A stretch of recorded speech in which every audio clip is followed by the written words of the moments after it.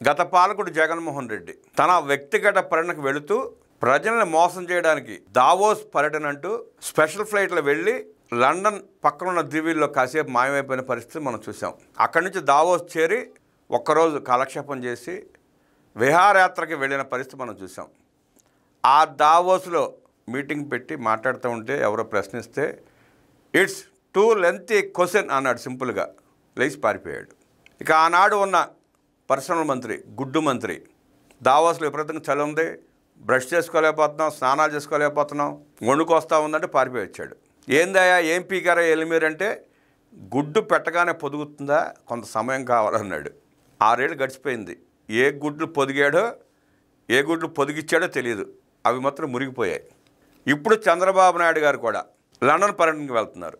ఒకరోజు అధికారిక కార్యక్రమాలు ఉన్న తన సతీమణి నారా భువనేశ్వర్ గారికి Institute of Directors distinguished fellowship award 2025కు భువనేశ్వర్ గారు ఎంపికైన సందర్భంగా అవార్డు తీసుకోవడానికి లండన్ వెళ్తున్నారు చంద్రబాబు నాయుడు గారు సతీ సమేతంగా. ఈ పర్యటనలో భాగంగా ఒకరోజు అధికారిక కార్యక్రమాలు ఉన్నాయి. అయినా కూడా ప్రభుత్వ సొమ్ము ₹1 కూడా ఖర్చు పెట్టకుండా తన వ్యక్తిగత నిధుల నుండే ఈ పర్యటన మొత్తానికి ఖర్చు పెట్టుకుంటున్నారు చంద్రబాబు నాయుడు గారు.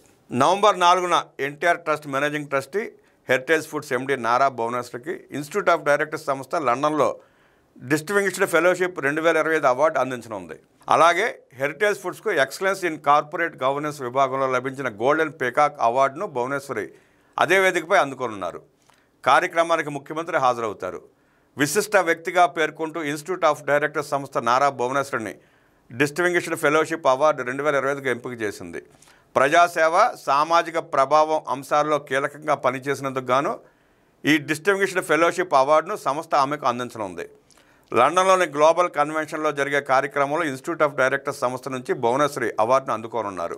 ఎన్టీఆర్ ట్రస్ట్ ద్వారా సామాజిక సాధికారతకు పాటుపడుతున్న వ్యక్తిగా ఆమెను ఈ ప్రతిష్టాత్మక అవార్డు వరించింది. భారత మాజీ రాష్ట్రపతి APJ Abdul Kalam, Hinduja group and co chairman Gopichand, Aditya Birla centre for community initiatives chairperson Rajashree Birla, Sun Pharma MD Dilip Sanghvi, Dubai electricity water authority MD Saeed Mohammed, Hero Enterprises, Goenka group సంస్థల చైర్మన్ సంజీవ్ గోయింకా వంటి దిగ్గజ వ్యక్తులు గతంలో ఈ ప్రతిష్టాత్మక అవార్డు అందుకున్నారు. ఎక్సలెన్స్ ఇన్ కార్పొరేట్ గవర్నెన్స్లో హెరిటేజ్ ఫుడ్స్ ఎండి హోదాలోనూ భువనేశ్వరి గోల్డెన్ పీకాక్ అవార్డు అందుకోనున్నారు. ఎఫ్ఎంసీజీ విభాగంలో హెరిటేజ్ ఫుడ్స్కు జాతీయ స్థాయిలో ఎక్సలెన్స్ ఇన్ కార్పొరేట్ గవర్నెన్స్ విభాగంలో గోల్డెన్ పీకాక్ అవార్డుకు ఐఓడి ఎంపిక చేసింది. లండన్లో వ్యక్తిగత పర్యటన అనంతరం పలు కార్యక్రమాల్లో ముఖ్యమంత్రి చంద్రబాబు పాల్గొనున్నారు. విశాఖలో నవంబర్ 14, 15 తేదీల్లో జరగనున్న సిఐ భాగస్వామ్య సదస్సుకు అక్కడి పారిశ్రామికవేత్తలను ఆహ్వానించనున్నారు. దీనికి సంబంధించి లండన్లోని పారిశ్రామికవేత్తలు, పలువురు ప్రవాసాంధ్రులతోనూ సీఎం భేటీ కానున్నారు. నవంబర్ 6న సీఎం తిరిగి రాష్ట్రానికి రానున్నారు.